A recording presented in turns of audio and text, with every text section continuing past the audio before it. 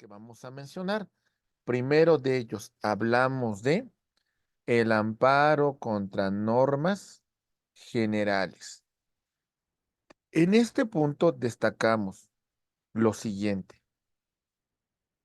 A través de este tipo de amparo, nosotros vamos a defender nuestra Constitución.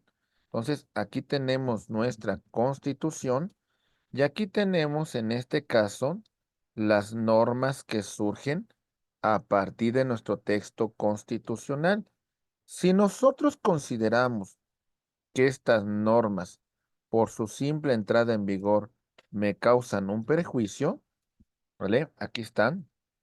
Entonces vamos a hacer referencia a amparo contra leyes autoaplicativas. La simple entrada en vigor de estas normas me causan un agravio. Pero también tenemos las normas heteroaplicativas, que consisten con su primer acto de aplicación, ¿vale? Estas normas nos causan un efecto. Muy bien. En el primer caso tenemos 30 días para la promoción del juicio de amparo y en el segundo supuesto, 15 días. Entonces, aquí hablamos de la procedencia del amparo indirecto contra leyes. Autoaplicativas, 30 días. Heteroaplicativas, 15 días. Segundo supuesto, amparo indirecto contra actos que no provengan de tribunales judiciales, administrativos o del trabajo. ¿Cuáles serían estos actos? Ahí va. Hablamos de autoridades, ¿vale? Autoridades que son, ¿sí? Administrativas que son legislativas, ¿sale? Administrativas, federales, locales, municipales, ¿sale? Lo mismo que legislativas, federales, locales y municipales. También aquí inclusive autoridades de la administración pública centralizada, desconcentrada y descentralizada. Muy bien. Contra actos, contra omisiones. Muy bien. Es decir, por ejemplo, si un acto de la Administración Pública Federal centralizada me causa un agravio, un acto o una omisión, contra este acto promuevo juicio de amparo indirecto. Muy bien. O por ejemplo, el Congreso de la Unión tiene la obligación de legislar sobre una norma y no lo hace, contra esa omisión presentamos amparo indirecto. Actos u omisiones. Siguiente. Contra actos que provengan de tribunales judiciales, administrativos o del trabajo antes de juicio o después de concluido el mismo. Ahí va. Aquí estamos en un proceso jurisdiccional. Desde la demanda, ¿vale?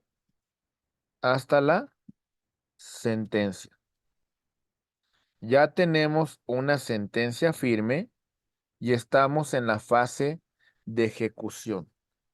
Contra los actos que ocurran en esta fase de ejecución, contra la última resolución, nosotros vamos a presentar demanda de amparo indirecto. ¿Sale? Actos después de concluido el juicio. Siguiente. Ahí va. Actos, ¿sale? Dentro de juicio que tengan sobre las personas una ejecución que sea de difícil o de imposible reparación. ¿Esto qué significará? Bueno, aquí va el ejemplo.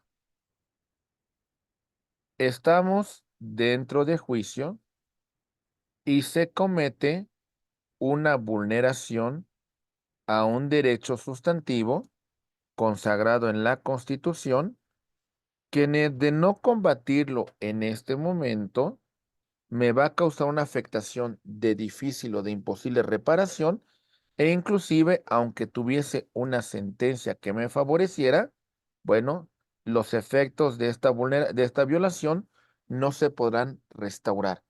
Por eso es muy importante que en este momento tramitemos nuestro amparo indirecto. ¿Sale? Muy bien. Continuamos y, por ejemplo, tenemos cuando se afectan a extraños dentro o fuera de juicio que afecten a extraños al mismo. ¿Sale? En este punto, entonces hablamos que en este proceso jurisdiccional, ¿vale? Vamos a hablar de un juicio ejecutivo mercantil. La controversia es de A contra B. Y cuando estamos en esta fase de ejecución, resulta que aparece C, que tiene un interés jurídico. C no necesita agotar ningún recurso ordinario. Si así lo estima conducente, se puede ir directamente a su amparo indirecto. Cuando se afecta a terceros extraños, a juicio. Siguiente caso. Leyes o actos de autoridad federal o local en caso de invasión competencial. ¿Sale? Es decir, esta invasión de competencias, ¿ok? Le causa un agravio a un quejoso. Es decir, un gobernado resulta afectado por esta invasión competencial y lo va a combatir a través del juicio de amparo indirecto. Muy bien. Y bueno, también verificamos contrarresoluciones de la Fiscalía en relación al no ejercicio o desistimiento de la acción penal. Ahí tenemos los supuestos de procedencia del juicio de amparo. ¿Cómo se va a tramitar el mismo? Ahí va. Presentamos nuestra demanda de amparo. Lo primero que tiene que hacer el juez de amparo, resolver sobre su admisión. Si se actualizara una causal de improcedencia, entonces la demanda de amparo será desechada. Bueno, en el caso de prevención, se nos va a dar un plazo de 5 días hábiles para que aclaremos el motivo de prevención. Si lo aclaramos, se admitirá a trámite nuestra demanda. De no hacerlo, se desechará. Bueno, se admite a trámite nuestra demanda de amparo. ¿Sale? Se señala fecha para la celebración de la audiencia constitucional. Se le va a solicitar a la autoridad responsable rinda informe justificado en donde va a defender la constitucionalidad del acto que realizó, ¿sí? Se le corre traslado en este caso, a las partes que van a intervenir dentro del juicio de amparo y se va a resolver si se concede la suspensión y esta procede de oficio o a petición de parte, es decir, por cuerdas separadas. En el tema del informe justificado, acuérdense que la autoridad va a defender la constitucionalidad de su acto, ¿sí? Presentando el informe justificado, tenemos que también el tercero por escrito puede realizar sus manifestaciones en relación al amparo presentado por el quejoso. El plazo para la presentación del informe justificado será de 15 días, ¿vale? Con una ampliación de otros 10 días para llegar a 25, pero también se permite si antes de la audiencia constitucional el quejoso tuvo la oportunidad de conocer el mismo. Se ofrecen pruebas, toda clase de pruebas hasta 5 días antes de la audiencia constitucional, con excepción de la prueba confesional. Si no se tiene el informe justificado, si no se tienen listas las pruebas, se va a diferir la audiencia. Y bueno, en el caso de estar preparados, se celebrará la audiencia constitucional en la cual el órgano jurisdiccional va a emitir una resolución en base a la demanda de amparo que se presentó, en base al informe justificado, en base a las manifestaciones del tercero, en base a las pruebas desahogadas y en base a los alegatos. En base a todos estos elementos que hemos destacado, el juez de amparo tomará en consideración para emitir su sentencia. Sentencia que ampare y protege al quejoso, sentencia que es contra los intereses del quejoso. Bueno, esta resolución se podrá combatir a través del recurso de revisión. ¿Sale? Muy bien. Entonces, lo que vimos hasta este punto es la tramitación de nuestro juicio de amparo indirecto. ¿Vale? Todo el trámite que llevamos desde la presentación de la demanda, ¿sale? El informe justificado, ¿ok? El tema de las pruebas, la celebración de la audiencia constitucional. Bueno, ya vimos el tema de la suspensión, que si se concede de oficio, en este mismo auto que admite la demanda se va a conceder, y si es por cuerda separada a petición de parte, tendrá tramitación por cuerda separada. Se inicia con la suspensión provisional y en audiencia incidental se va a determinar si se concede la suspensión definitiva. Ok. Recordemos sobre la resolución que se dicte en la audiencia constitucional, podremos presentar recurso de revisión. Muy bien. Ok. Más o menos para que tengamos un panorama de la tramitación del juicio de amparo indirecto. Continuamos y ahora vemos el tema del amparo directo.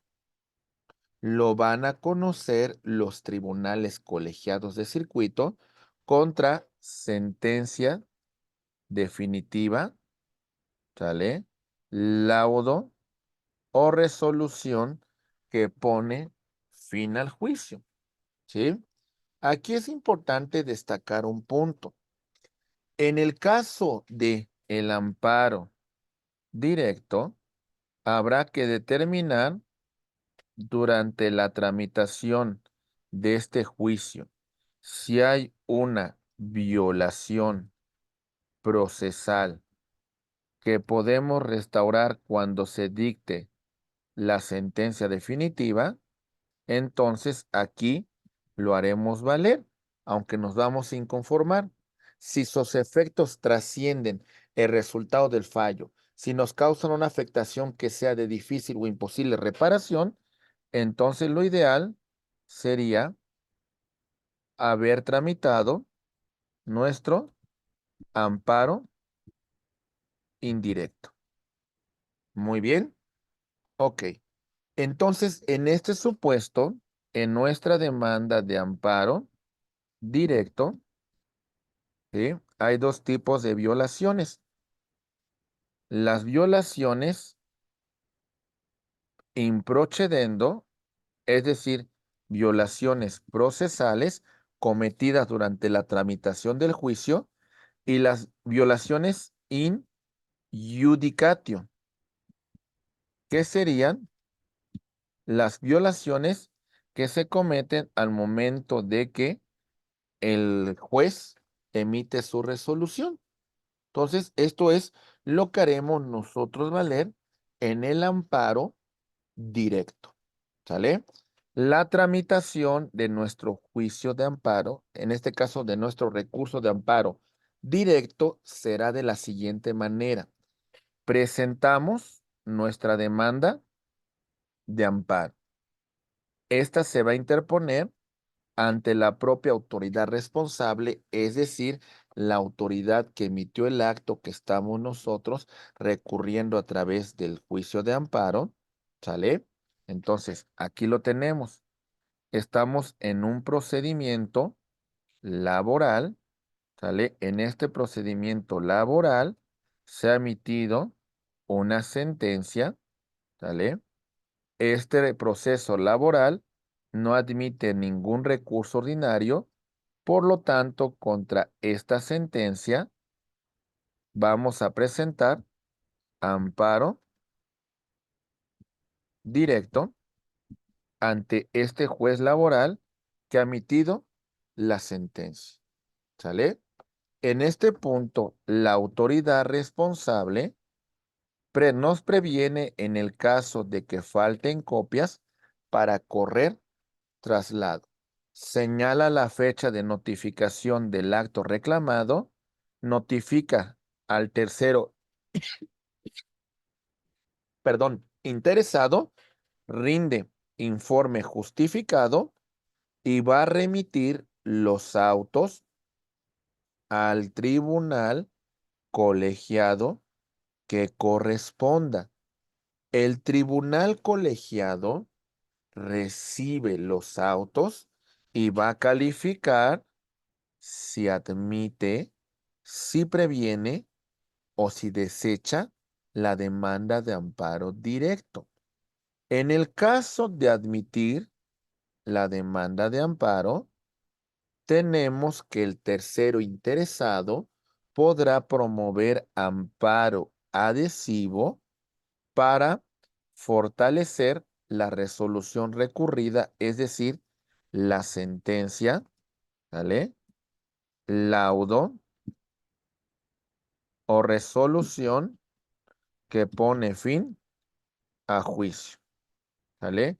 Combatir lo que no le fuera favorable, muy bien, y en este caso hay que correr traslado de la demanda adhesiva a la parte contraria. Más o menos quiero que se entienda qué es el amparo adhesivo porque es importantísimo. Voy a poner un caso para ver si con eso se comprende. Muy bien. En esta controversia vamos a plantear una controversia laboral en la cual tenemos que A es el trabajador, ¿vale? Tenemos que B es el patrón, ¿ok? Tenemos que, en este caso, el juez laboral es la autoridad responsable. Bien, La resolución que se dicta favorece al trabajador. El patrón, contra esa resolución, presenta ante esta misma autoridad que emitió el acto, que es la sentencia, presenta su demanda de amparo directo. ¿Sale? Amparo directo. Muy bien. En este punto, él es el quejoso y este sería el tercero interesado. Dentro del amparo directo, este podrá presentar amparo lesivo en contra de la demanda presentada por el quejoso. ¿Sale? Bien, seguimos con el trámite. Vamos a turnar la demanda de amparo al magistrado ponente, ¿sale? Para que en audiencia pública resuelva por conducto del secretario, se da cuenta del proyecto, se da lectura a las constancias, se procede a la votación y se realiza la declaración. Muy bien, en ese punto vamos a emitir una sentencia sobre este amparo directo. La regla general es de que ya no se admite ningún otro recurso. Ya no, salvo mis estimados abogados, de que exista un planteamiento de constitucionalidad. Veamos un ejemplo. Ahí va. Vámonos a una controversia de índole familiar. El planteamiento inicial de la demanda, hay un planteamiento de legalidad y un planteamiento de constitucionalidad que se hace desde la acción inicial. El órgano jurisdiccional resuelve, se apela esta sentencia, la sala la confirma, ¿sale? Y entonces vamos a presentar ante esta sala nuestra demanda de amparo directo. Muy bien. Ok. En esta demanda de amparo directo vamos a remitirla, la sala la remitirá al tribunal colegiado que vaya a conocer del mismo. El tribunal colegiado da trámite a la demanda, dicta su sentencia y como hay una cuestión de constitucionalidad que se planteó, en este caso, este amparo directo admitirá recurso de revisión que va a conocer la Suprema Corte de Justicia de la Nación. ¿Sí? Es decir, nos preparamos para que la Corte analice, en este caso, la demanda, la demanda de amparo directo que nosotros hemos promovido. Muy bien. Ya hemos estudiado de muchos puntos en relación al amparo, tanto directo como indirecto. Hay una figura muy importante que se le conoce como la suspensión, que de alguna manera es el punto más importante dentro del juicio de amparo. Cuando hablemos de la suspensión, recordemos que los efectos de la misma es mantener, en este supuesto, detener los efectos del acto de autoridad hasta en tanto no se resuelva de fondo la demanda de amparo principal. Hay una doble tramitación en relación a la suspensión. Hablamos de la suspensión de oficio y la suspensión a petición de parte. La suspensión de oficio se concede en el mismo auto que admite la demanda de amparo, ¿sale? Y la de petición de parte sigue cuerda separada y la dividimos en suspensión provisional, ¿sale? Y en audiencia incidental se va a determinar si se concede la suspensión definitiva. Muy bien. Ok. Vamos a ver rápidamente la tramitación de la suspensión, ¿vale? A petición de parte. Ahí lo vemos. Presentamos la solicitud de suspensión en nuestra demanda de amparo. Si procediese de oficio, en el mismo auto que admite la demanda, se concede la suspensión de oficio. Si no fuera el caso, vamos a continuar con el trámite por cuerda separada. Iniciamos con la concesión de la suspensión provisional, corremos traslado y fijamos fecha para la celebración de la audiencia incidental dentro de los 5 días posteriores. ¿Vale? La autoridad responsable rinde informe previo, ¿sí? Tiene un plazo de 48 horas para emitirlo. Celebramos la audiencia incidental y en esta audiencia, tomando en cuenta la solicitud, ¿vale? De suspensión, el informe previo y las pruebas, así como los alegatos formulados, va a dictar una sentencia interlocutoria en donde se va a determinar si se concede o no la suspensión definitiva. ¿Vamos bien, compañeros? ¿Sí? Muy bien. Con esto hemos agotado lo referente al control de constitucionalidad, que ya mencionamos que existe un doble control. Control de constitucionalidad difuso, que lo tienen todos los jueces de conformidad con el artículo primero de la Constitución. Y tenemos el control de constitucionalidad concentrado, ¿sale? En el Poder Judicial de la Federación. Y ya mencionamos, en este caso, los medios de control de constitucionalidad que tenemos como son el juicio de amparo, la acción de inconstitucionalidad y la controversia constitucional, que son algunos medios que nosotros estudiamos en esta sesión. Vamos a iniciar, compañeros, ahora con el control de convencionalidad. Y en relación al control de convencionalidad, destacaremos lo siguiente. Ahí va. Muy bien. Hablamos de un control concentrado y de un control difuso. Bien.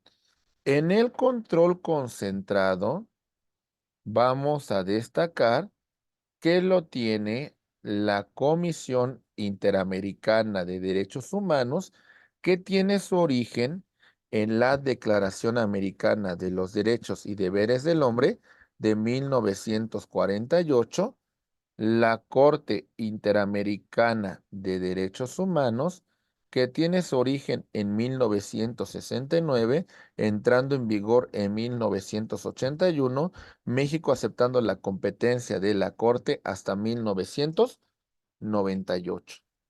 ¿Sale? Muy bien, entonces ese es el control concentrado y el control difuso lo tienen todos los jueces que ni sin importar su jerarquía, formando parte de los estados que forman el sistema interamericano de derechos humanos, ejercerán este control difuso de convencionalidad. Y destacamos el siguiente comentario, diciendo, se puede realizar el control de ambas formas. ¿Qué significa? Ahí va. En una acción principal, además de un ejercicio de legalidad, en esta demanda se hace un planteamiento de convencionalidad. Muy bien. Ok. Seguimos todo el proceso ordinario, el juez emite sentencia, se tiene que pronunciar sobre la cuestión de legalidad, pero también sobre la cuestión de convencionalidad que se hubiese planteado. Si hay recursos ordinarios, los agotamos. Ya agotamos todos los recursos, bueno, entonces presentamos demanda de amparo directo ante esta misma autoridad que emitió el acto que estamos impugnando. Se va a remitir al tribunal colegiado de circuito, quien va a resolver y también tendrá que pronunciarse sobre la cuestión de legalidad, ¿sale? Y convencionalidad que se hubiese planteado. Muy bien. Esta resolución que dicta el colegiado podrá ser objeto de recurso de revisión que conocerá la Suprema Corte de Justicia de la Nación. Pero como hay una cuestión de convencionalidad, lo que resuelva no concluye con este tema. Por lo menos por lo que respecta al Estado mexicano, aquí habremos agotado todo, ¿eh? Ya no hay más que hacer. Lo que nos queda es un ejercicio de control concentrado de convencionalidad que en este caso conocerá en primer lugar a través de la petición la Comisión Interamericana de Derechos Humanos, ¿sale? Sobre el informe de admisibilidad y posteriormente el informe de fondo, si el Estado no, pues, de alguna manera no garantiza, no protege, no tutela el derecho humano, se podrá presentar demanda por conducto de la Comisión ante la Corte Interamericana de Derechos Humanos, que en este punto, mis queridos amigos, va a emitir una sentencia cuando concluya todo este proceso. Si se fijan, a partir de este momento, estamos hablando del ejercicio del control concentrado de convencionalidad. Entonces, ejercimos el control en esa doble vía, tanto el control difuso en un inicio, aquí, como el control de convencionalidad en este punto. ¿Sale?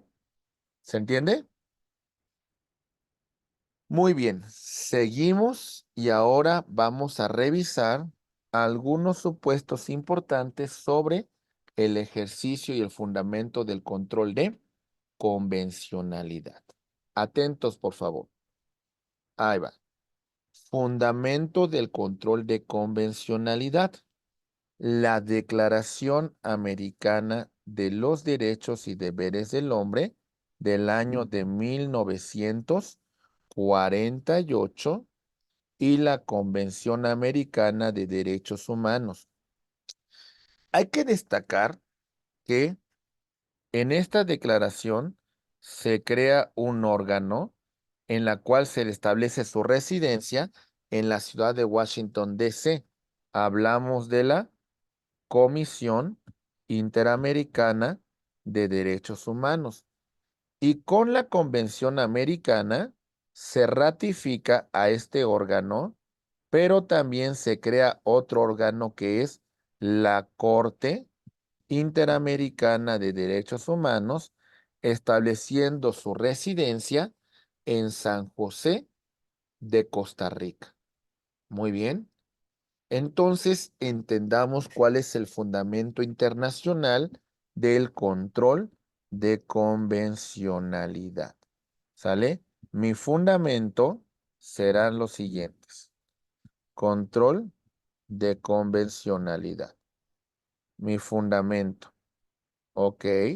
Declaración Universal de Derechos Humanos. Declaración Americana de los Derechos y Deberes del Hombre. Convención Americana de Derechos Humanos. ¿sale? Protocolos, ok, que surjan a partir de los tratados que citamos con antelación y también, por supuesto, las sentencias de la Corte Interamericana de Derechos Humanos. Todo esto que mencionamos aquí va a ser el fundamento internacional del ejercicio del control de convencionalidad. Muy bien.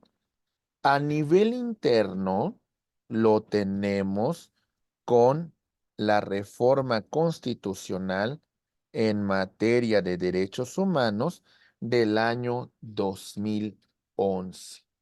Esta reforma que tiene su origen en el caso Rosendo Radilla Pacheco contra México.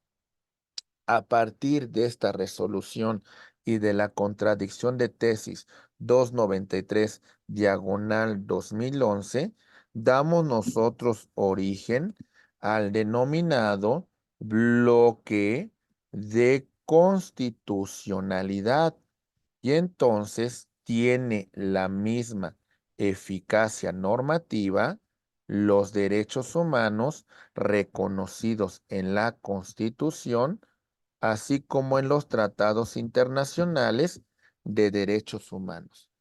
Y en este punto vamos a hablar de todo el fundamento internacional, así como las sentencias de la Corte Interamericana de Derechos Humanos. Recordemos, por favor, este es un punto importantísimo. Hay dos criterios que nos ayudan a hacer este ejercicio. El primero se llama interpretación conforme y el segundo se intitula principio pro persona. ¿Sale? ¿En qué consiste la interpretación conforme? Muy bien. La interpretación conforme consistirá analizar el acto de autoridad que puede ser administrativo, ¿sale? Legislativo o jurisdiccional a la luz de la norma que regula su actuación y esta a su vez a la luz de la Constitución, ¿sale? Y a la luz de los tratados internacionales en materia de derechos humanos. Si estas normas se contraponen a los preceptos que establece la Constitución o los tratados internacionales en materia de derechos humanos, la inaplicaremos, ¿sale? Prefiriendo la interpretación que se contemple en los tratados internacionales. Y por supuesto, para tomar esta determinación, tenemos también el principio pro persona, ¿sale? Vamos a aplicar la norma más favorable, la norma menos restrictiva, la norma que sea una tutela mucho más amplia de los derechos fundamentales del gobernado. ¿Hasta aquí vamos bien? ¿Alguna pregunta, algún comentario? ¿Se entiende? ¿Sí? Muy bien. ¿Sale? Muy bien. Continuamos y entonces sobre este tema verificamos que este ejercicio de control de convencionalidad lo analizaremos desde la siguiente perspectiva.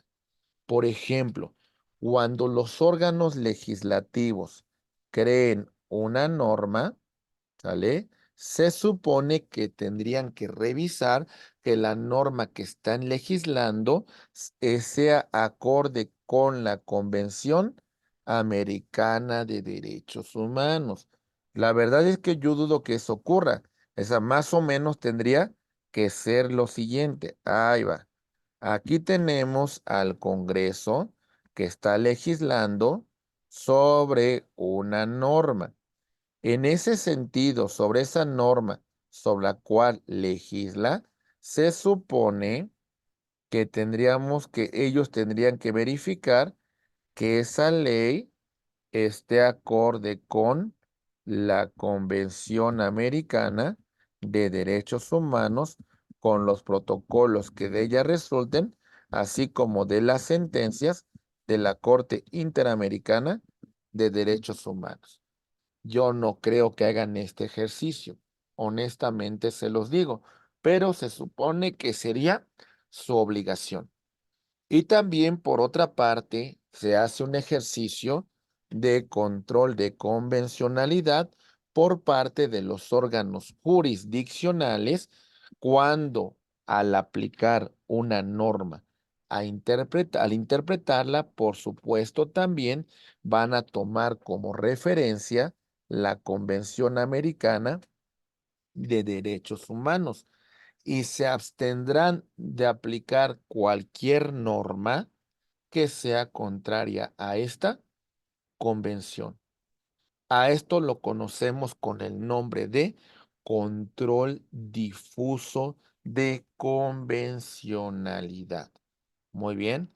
Recuerden que la reforma constitucional del 2011 es la base, es el fundamento que nos da esta posibilidad de este ejercicio que estamos haciendo referencia. Muy bien. Entonces, destacamos la obligación que tienen los jueces, cuando conozcan de un caso en particular, tendrían que revisar que esa interpretación que van a realizar sea conforme a la Convención Americana de Derechos Humanos o a la jurisprudencia de la Corte Interamericana de Derechos Humanos. Y esta interpretación y este análisis tiene que ser de oficio, ¿sale? Es decir, ni siquiera se lo tendríamos que pedir. Ex oficio, ellos lo tienen que realizar. Muy bien. Ok. Continuamos y analizamos. Ahí va. La reforma constitucional en materia de derechos humanos es la base principal que da sustento a nuestro ejercicio de control de convencionalidad. Los derechos humanos que se encuentran reconocidos tanto en la Constitución como en los tratados internacionales.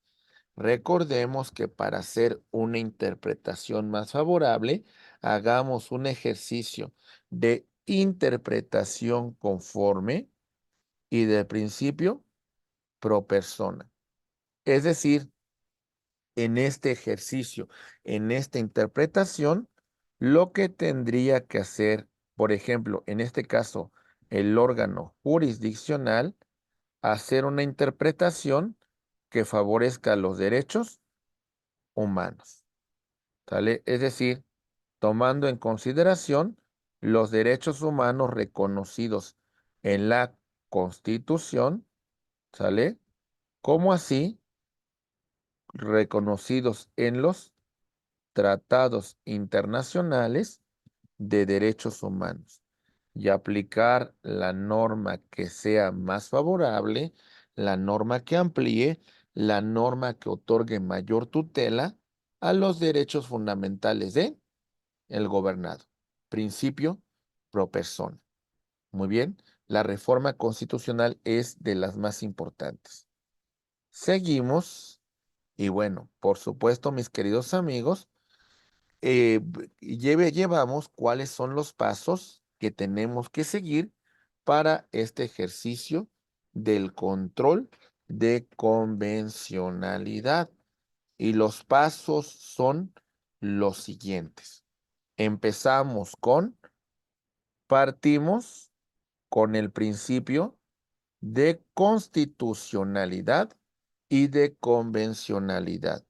Es decir, la presunción de que este acto, ¿sale?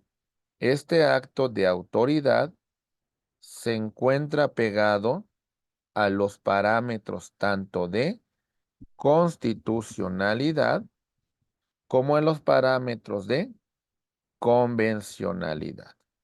Muy bien. Ok, continuamos. Seguimos con la realización de una interpretación de la norma nacional conforme al control de convencionalidad, conforme al control de constitucionalidad. Es decir, vamos a hacer un ejercicio en la cual revisaremos que esta ley sea acorde con los derechos humanos reconocidos en nuestra Constitución, reconocidos en nuestros tratados internacionales de derechos humanos. A esto ya lo mencionamos, lo conocemos con el nombre de interpretación conforme. Muy bien, ok. Después, vámonos al siguiente paso. Decimos, optar por la interpretación más favorable o de mayor efectividad en la tutela de los derechos y libertades. Aquí no hablamos de jerarquías. ¿Cuál norma protege de manera más amplia los derechos humanos? Si la norma que protege de forma más amplia los derechos humanos es la Constitución, pues bueno, esa es la que vamos a preferir aplicar, ¿verdad? Y si la norma que protege de forma más amplia los derechos humanos son los tratados internacionales, bueno, entonces en este caso vamos a verificar la aplicación de estos tratados internacionales. Hay que optar por la interpretación más favorable. Hay que optar por la interpretación que más beneficia los derechos humanos. Y en ese punto, mis queridos abogados, vamos a desechar interpretaciones incompatibles o de menor alcance protector.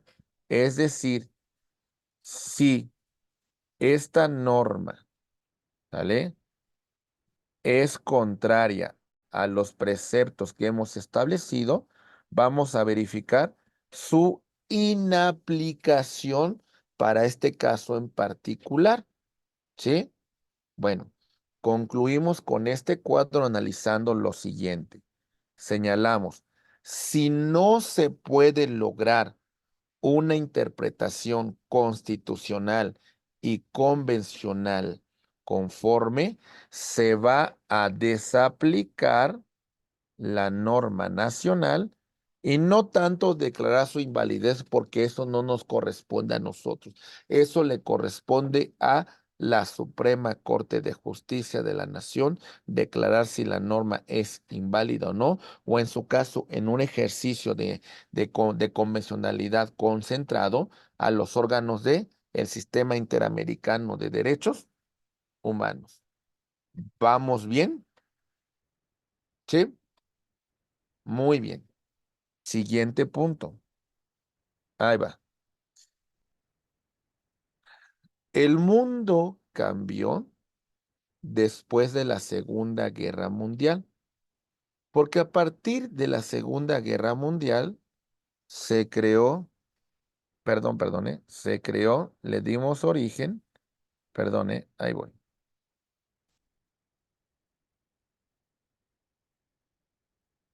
Ok.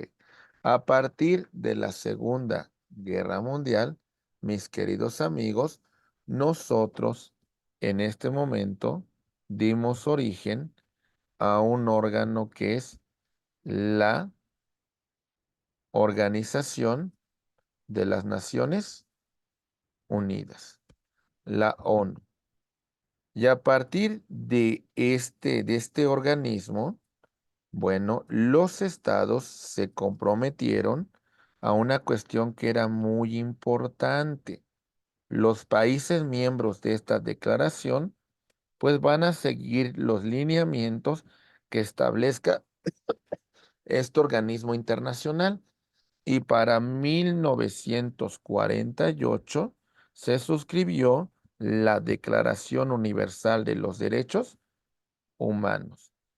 Este se convirtió en una norma marco, en una norma que los Estados miembros de Naciones Unidas por lo menos deben de contemplar dentro de su legislación para la tutela de los derechos humanos. ¿Sale? A partir de la ONU, vamos a encontrar organismos regionales y para 1948 vamos a dar origen a la Organización de Estados Americanos, la llamada OEA. Esta OEA vamos a encontrar que tiene varios supuestos bien interesantes que debemos de estudiar. Ahí voy. Muy bien. Con la OEA se suscribe la Declaración Americana de los Derechos y Deberes del Hombre. Inclusive esta fue antes de la Declaración Universal, porque la Declaración Universal es de diciembre y esta declaración es del mes de octubre. Muy bien. Ok. Entonces, a partir de este punto, vamos a hablar del Sistema Interamericano de Derechos Humanos. Aquí ponemos un caso en particular. Mucha atención, por favor. Vemos nosotros que el Sistema Interamericano de Derechos Humanos tiene dos órganos. La Comisión Interamericana de Derechos Humanos, que tiene su sede en la ciudad de Washington, D.C., ¿vale? Y esta comisión tiene su origen en la Declaración Americana de los Derechos y Deberes del Hombre de 1948. Y tenemos la Corte Interamericana de Derechos Humanos, que es un órgano jurisdiccional contencioso que tiene su sede en la ciudad de San José, capital de la República de Costa Rica. Muy bien. Acuérdense que esta corte nació a partir de la Convención Americana de los Derechos Humanos. ¿Sale? Ahorita menciono por qué es importante hablar de ello. Cuando nosotros hacemos referencia al sistema interamericano de derechos humanos, vemos que hay muchos estados que no se encuentran ahí, los que se encuentran en blanco.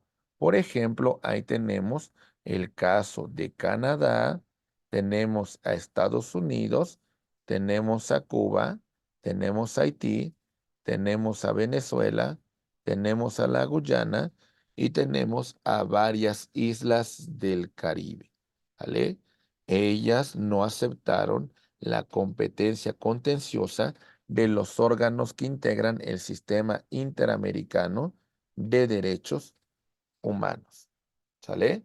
Pero por otro lado, tenemos el caso de la Declaración Americana de los Derechos y Deberes del Hombre, que prácticamente aquí tenemos a todos los estados que integran la Organización de Estados Americanos. Es decir, la pregunta que les voy a formular, ¿podemos iniciar un ejercicio de control de convencionalidad, por ejemplo, por una violación de derechos humanos cometida en los Estados Unidos? ¿Qué me dirían? La respuesta es sí, por supuesto, pero mi fundamento va a ser la Declaración Americana de los Derechos y Deberes del Hombre, y la que va a conocer de este asunto será la Comisión Interamericana de Derechos Humanos, quedando solamente el asunto en una simple recomendación sin que este asunto pueda plantearse ante la Corte Interamericana de Derechos Humanos, porque Estados Unidos no ha aceptado la competencia contenciosa de ese órgano. ¿Nos queda claro? ¿Sí? Ok, muy bien. Vamos a continuar y vemos lo siguiente. Ahí va. Muy bien. Entonces ya mencionamos los estados que forman parte del sistema interamericano de derechos humanos y algunos de los supuestos de los derechos que se contemplan dentro de esta convención son el derecho a la igualdad, al juicio justo, a la participación política, derecho de movimiento, derecho de asociación, el derecho de asamblea, a una vida familiar, a la libertad, al asilo político, a la libertad de religión, a la salud, al nombre, a la vida, a la seguridad social, a la propiedad, a los beneficios del trabajo, educación, cultura, honor, dignidad, protección judicial, integridad personal, vida privada, libertad de expresión, nacionalidad, libertad de pensamiento. ¿Sale? Algunos de los derechos que se contemplan dentro del sistema interamericano de derechos humanos. ¿Sale? Todo inicia con una petición dentro del sistema. La petición puede ser presentada por la persona cuyos derechos humanos fueron afectadas por la autoridad. Podrá iniciarla un grupo de personas. Hay que individualizar a estas personas y hay que señalar a su representante. O también por conducto de los organismos no gubernamentales, pero por supuesto, esto se requiere el consentimiento de las personas que hubiesen sido violentadas en sus derechos. Es muy importante destacar que si lo presentamos un grupo de personas, tenemos que individualizar a las víctimas, ¿sale? Y en este caso establecer al representante en la cuestión de esta demanda, en esta petición que se presenta ante la Comisión Interamericana de Derechos Humanos. En estos supuestos va a ocurrir lo siguiente. Mucha atención, por favor. Vamos a verificar ¿por qué el acto de autoridad, su acción o su omisión causa un menoscabo en los derechos humanos?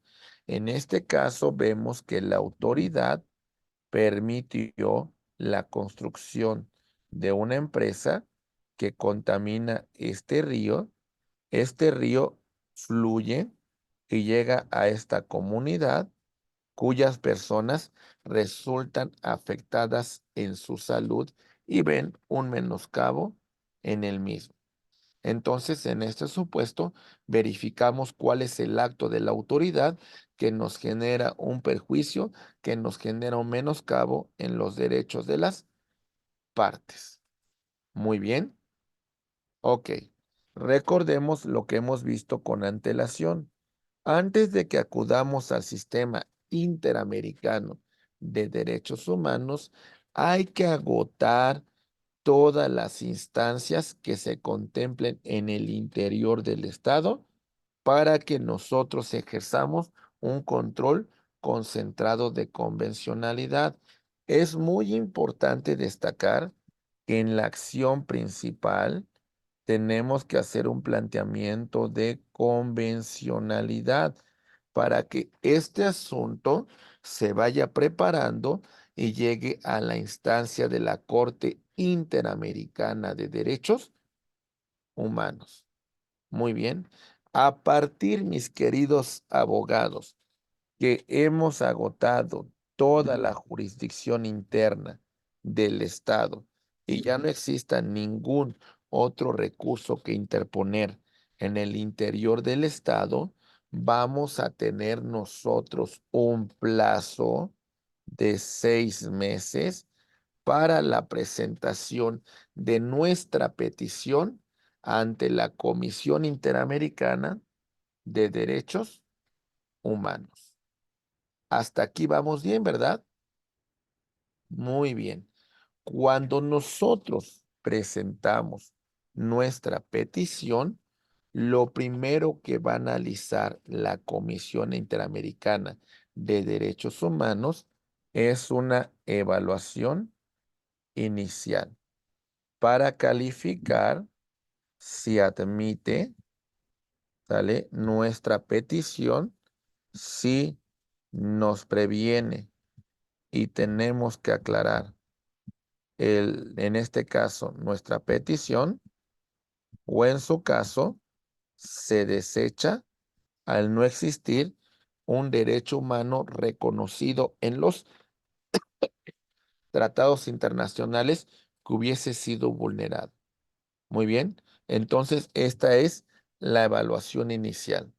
Si califica que admite, ¿sale?, va a rendirse un informe sobre admisibilidad que hará de conocimiento del Estado responsable, ¿sale?, para que el Estado responsable se manifieste sobre este informe de admisibilidad.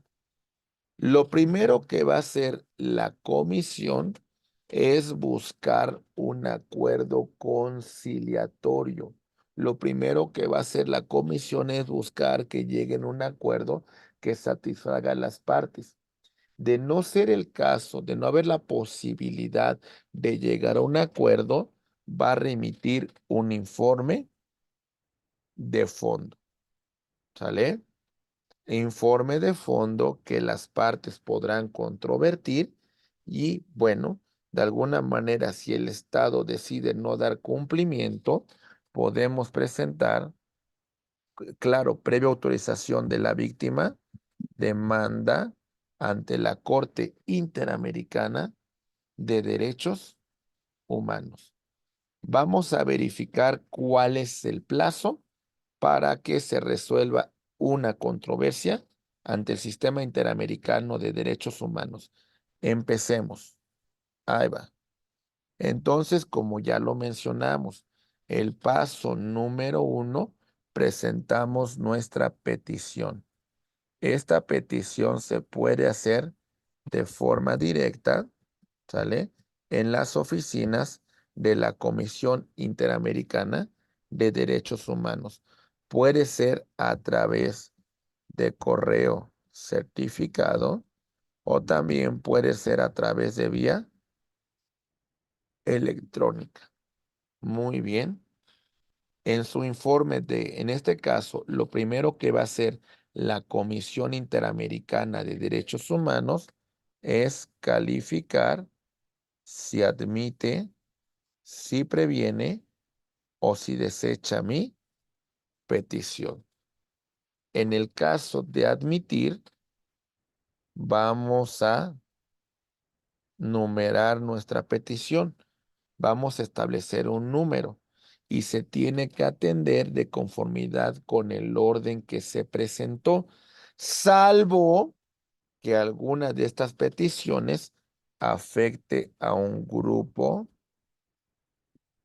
vulnerable, que en este caso, abogados, tendrá una atención prioritaria. Muy bien. Bueno, se ha admitido nuestra petición. Ahora ese informe de admisibilidad, ¿sale?, se lo vamos a presentar al Estado responsable. El Estado responsable tiene un plazo de 3 meses para hacer observaciones a ese informe sobre admisibilidad.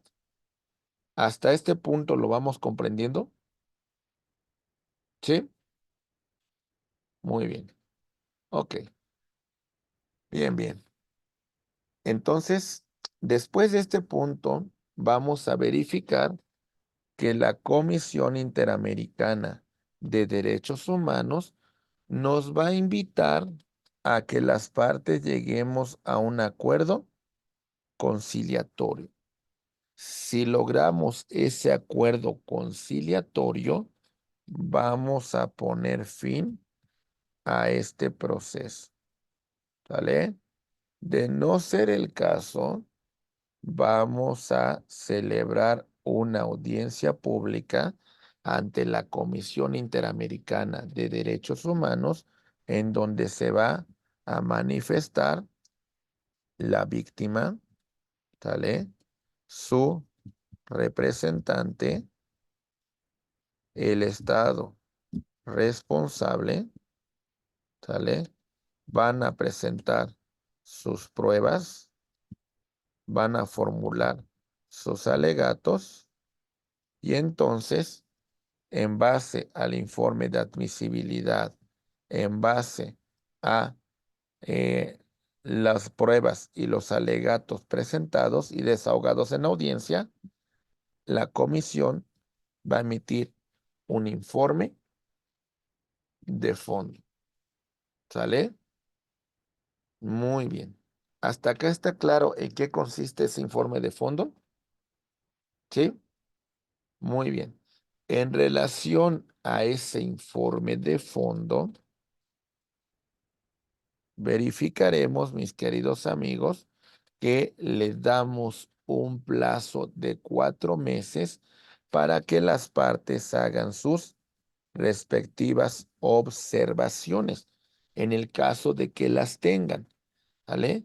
Después de ese plazo de 4 meses, se va a celebrar una audiencia. En esta audiencia, la Comisión Interamericana de Derechos Humanos va a confirmar el informe de fondo, va a modificarlo o en su caso lo revocará. ¿Sale? Bueno, si confirmara el informe de fondo, bueno, entonces vamos a convocar al Estado responsable para que en un plazo de 3 meses dé cumplimiento a ese informe. ¿Sale? Si el Estado responsable diera cumplimiento al informe, pues bueno, con esto concluirá la controversia. De no ser el caso que el Estado decida no dar cumplimiento, la Comisión Interamericana, previa autorización de la víctima, que se va a encontrar debidamente representada, ¿sale?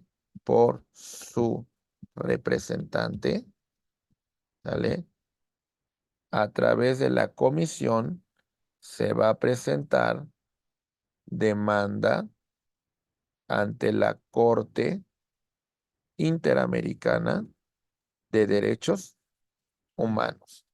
En este caso, la comisión actúa como una fiscalía. Muy bien.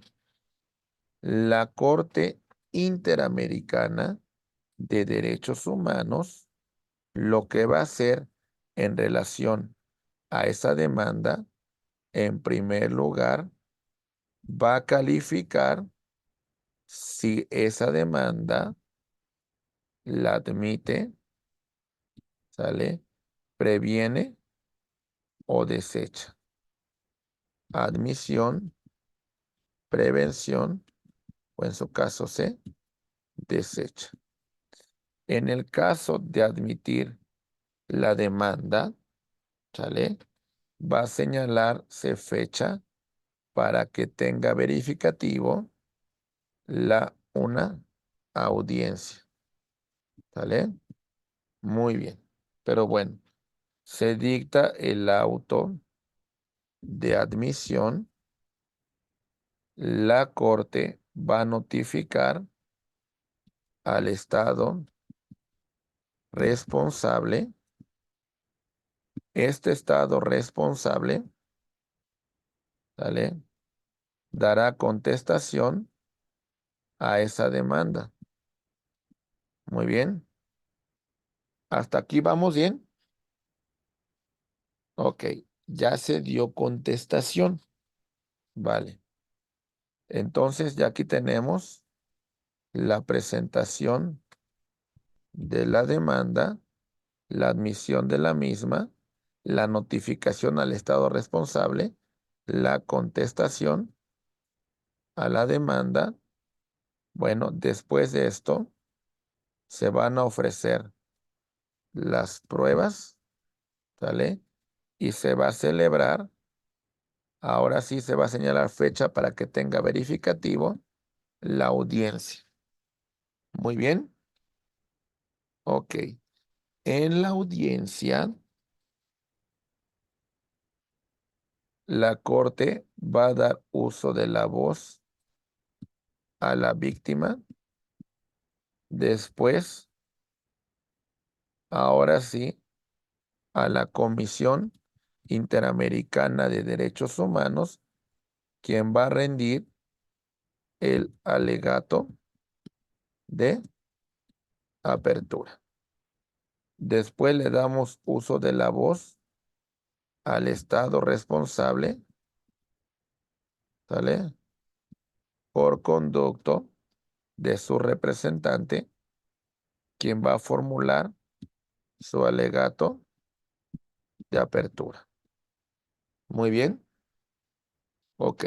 Las pruebas que fueron admitidas van a ser objeto de desahogo, ¿sale? Se desahogan las pruebas. Muy bien. ¿Se entiende? Muy bien. Después de este desahogo, las partes van a rendir sus alegatos finales, ¿sale? Después de haber emitido sus alegatos finales, bueno, vamos a darle el uso de la voz a la víctima para que realice sus últimas manifestaciones. Muy bien. Ok. Después de ocurrido todo esto, la Corte Interamericana de Derechos Humanos va a dictar una sentencia. Sentencia que, entre comillas, es vinculante y es obligatoria. Ok. ¿Por qué lo digo entre comillas? Bueno, porque tenemos aquí un punto bien importante. No lo olvidemos.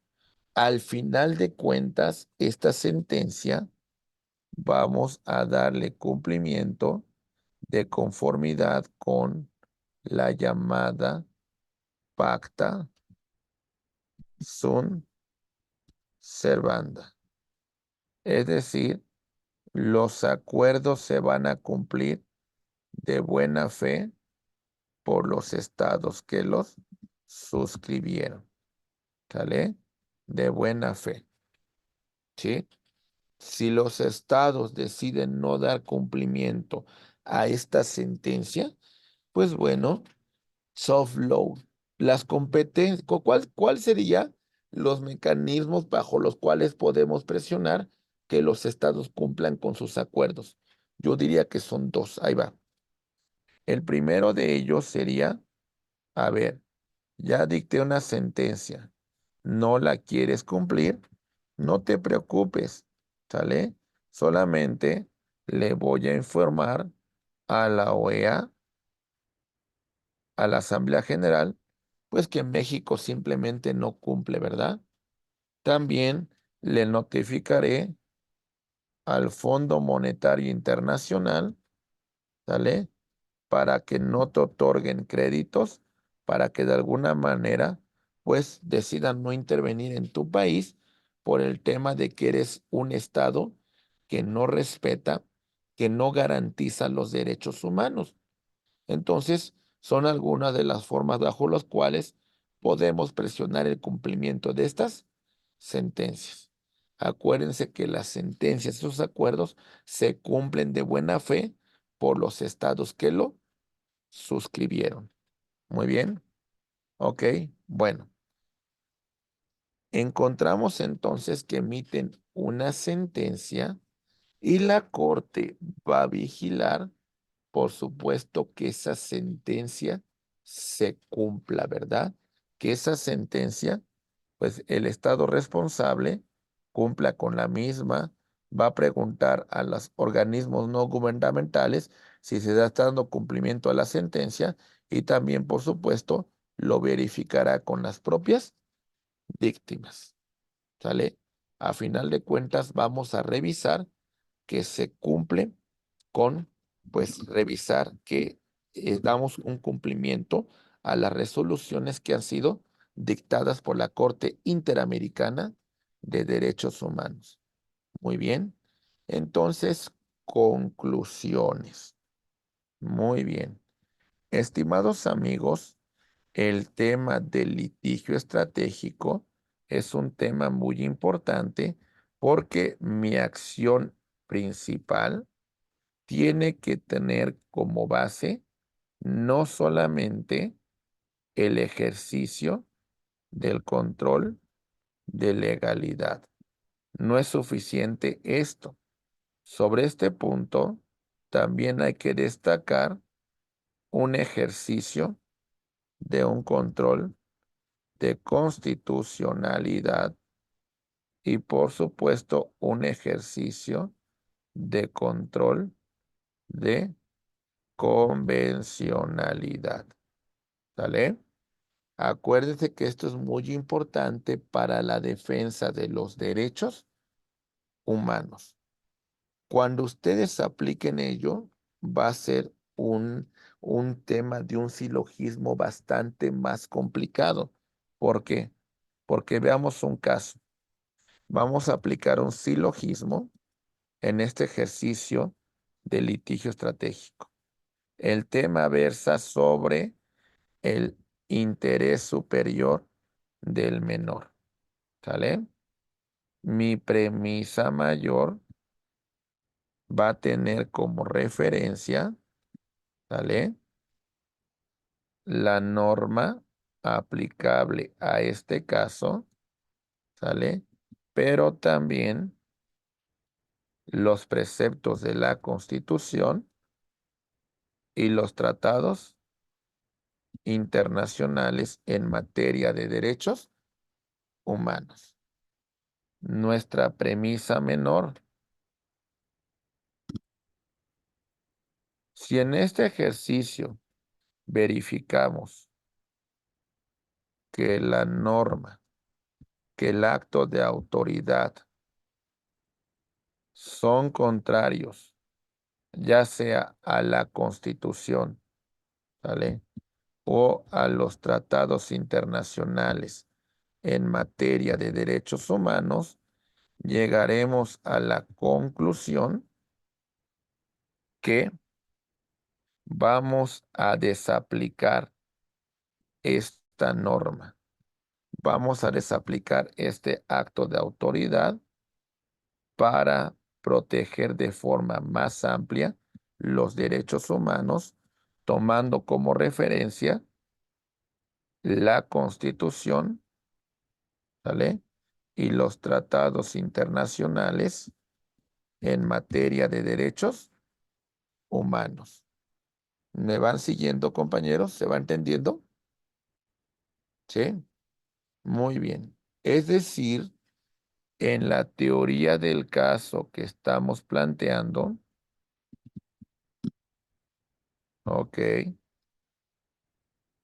mis elementos fácticos, ¿sale? Mis elementos normativos y mis elementos probatorios, por supuesto, los debo de justificar. Fácticos, circunstancias de tiempo, de modo, de lugar. Fundamentos normativos, ¿sale? Las leyes aplicadas al caso concreto, la Constitución, su jurisprudencia, ¿sale? ¿Sale? Los tratados internacionales de derechos humanos y la jurisprudencia de la Corte Interamericana de Derechos Humanos. Y las pruebas que tengo, que pueden ser documentales, testimoniales, periciales, instrumentales, etcétera, etcétera. ¿Ok? Es muy importante que armemos todo nuestro caso. Por supuesto que no es fácil, por supuesto que tiene su estudio muy particular, por supuesto que requiere todo un ejercicio muy importante, muy significativo en el tema de los derechos humanos. Entonces, el litigio estratégico no es sencillo, porque recordemos todo lo que tenemos que agotar para llegar al mismo. Por eso les decía, desde mi acción inicial, yo me estoy preparando, ¿sale? En esta acción principal, paso todas las fases, se dicta sentencia. Como hay planteamientos que hice en mi acción principal sobre constitucionalidad y de convencionalidad, en esta sentencia se tienen que pronunciar sobre eso que he planteado. Si tenemos recurso de apelación ante la sala también va a entrar a ese estudio que planteé en un inicio, ¿sí? Ya en la tramitación del medio de control de constitucionalidad llamado amparo directo, los tribunales colegiados van a emitir una sentencia tomando como referencia, por supuesto, los preceptos de constitucionalidad y de convencionalidad que planteamos desde un inicio. Recuerden que nos estamos preparando para que en este caso vamos a tener nosotros recurso de revisión que conocerá la Suprema Corte de Justicia de la Nación. En cuestión de constitucionalidad, aquí se acaba todo. Hemos agotado todos los recursos ordinarios, ya no hay nada más que interponer en el interior del Estado.